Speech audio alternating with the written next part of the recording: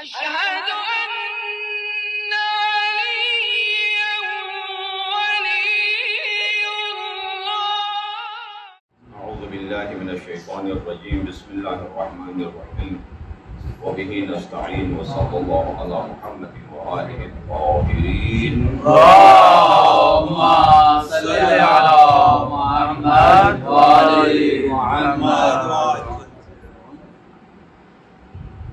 أما بعد فقد قال مولانا أمير المؤمنين عليه الصلاة والسلام: أول الدين معرفته وكمال معرفته التصديق به وكمال التصديق به توحيده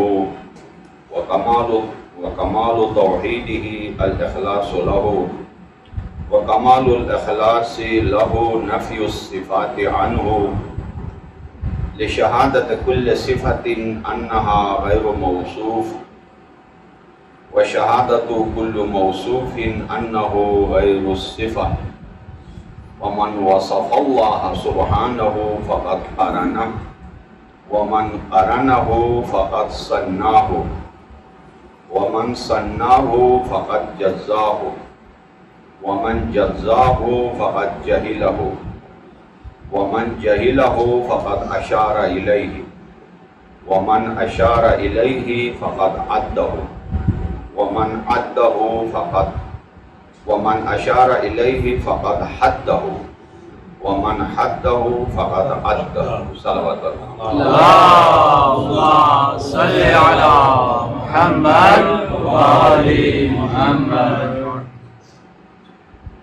اس کلام کے سامنے عاجزی کے گھٹنے ٹیکنے کے علاوہ اور کوئی کمال نہیں ہے بشر کے لیے. یعنی اگر میں زندگی بھی لگا دوں نا، پوری کتاب اپنی جگہ صرف اس پیراگراف کا میں عقدہ نہیں کر سکتا. سمجھ سے بالا تر وہ لکیریں کتابیں مطالعہ کر کے پیش ہونا میں اپنی جگہ ہے. کلام مولا سمجھنا اور اسی سے توحید ذات وحدہ لا شریک سمجھ میں نہ آنا اسی سے ثابت ہے کہ جب کلام بشر سمجھ میں نہ آئے تو کلام خالق کیسے سمجھ میں آئے.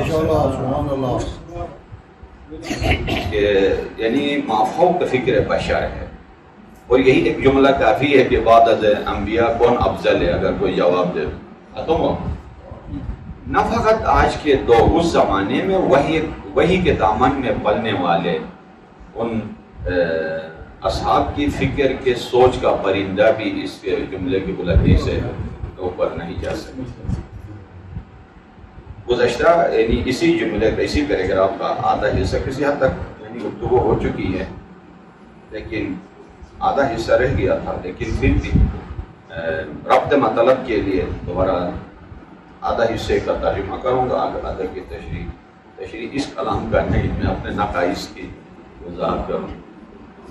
اول الدین معرفتہ، یہاں اول سے مراد در مقابل آخر نہیں ہے. یہاں بنیاد مراد ہے، فاؤنڈیشن مراد ہے، اساس مراد ہے، آغاز مراد ہے. دین کی آغاز، دین کی بنیاد، دین کی ابتدا معرفت الہی پر.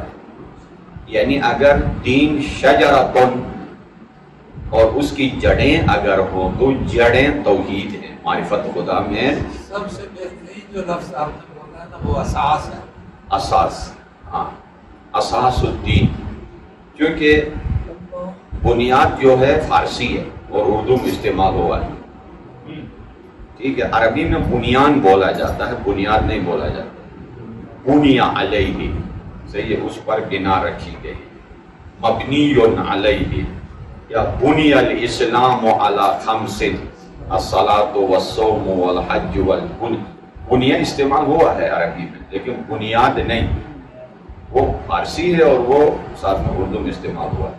اساس پیور عربی ہے، ہر شے کی بنیاد، آغاز. اس کے لیے اساس مادی بھی ہے، اساس معنوی بھی ہے. اساس مادی یعنی اس عمارت کی بنیاد مادی ہے، نیچے سیمنٹ اور لوہے سے رکھی گئی ہے. اور ایک اساس معنوی و عقلی ہے، ان آنکھوں سے نہیں، ان آنکھوں سے نظر آنے والی. معرفت غائب یعنی جس وجہ کے لیے یہ بنایا گیا ہے، جس وجہ کے لیے تو وہ اساس ہے۔ معرفت ہو، اور معرفت کی بھی قسمیں ہیں اجمالی اور تفصیلی۔ تفصیلی لا یمکن ہے انسان کے لیے تفصیلی معرفت۔ اجمالی معرفت وہ حدیث ابو ذر غفاری کے ابتدا میں جو فرمایا کہ بس اتنا جان لو اجمالی، اجمال میں کہ هو الاول هو الاخر هو الاول والظاہر هو الباطن هو الخالق هو الكون انا، یا دعا یستشیر میں جتنے حد تک ہے بس اتنا تک یہ اجمالی ہے۔ باقی تفصیل میں جائیں تو الفاظ تفصیل میں بھی دو صورتیں، ایک خود کائنات اساس معرفت الہی ہے کہ کائنات کا ذرہ ذرہ مفسر ہے، اور دوسرا کتب آسمانی اور اقوال انبیاء، اولیاء، مناجات معصومین، عطیہ، نہج البلاغہ، قرآن، یہ مفصل ہے کہ انسان کی زندگی گزر ہے۔ وکمال و معرفت ہی، اگر معرفت کمال تک پہنچ جائے تو تصدیق کی منزل تک آتی ہے۔ تصدیق میں یہ ہوتا ہے کہ قول اور فعل میں یکسانیت، جو نظر دیکھے وہ دل بولے، وہ دل بولے جو زبان سے جاری، سوچ اور فکر اور عمل میں ذرہ پر اختلاف نہ ہو۔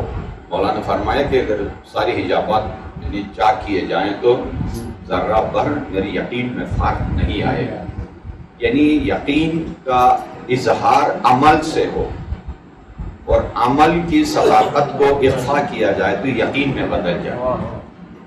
یقین بھی عمل ہے اور عمل بھی عمل ہے، لیکن یقین عمل قلبی ہے، زیادہ مضبوط۔ یقین بھی عمل ہے، نیت بھی عمل ہے، لیکن عمل اندرونی ہے، ظاہری نہیں۔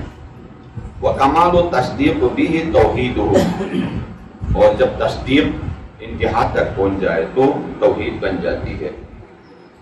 توحید ہو، وکمال و توحید ہی الاخلاص لہ، اور توحید کا کمال یہ ہے کہ الاخلاص لہ، ہر شیء اس کے لیے ہو، نیت اس کے لیے ہو۔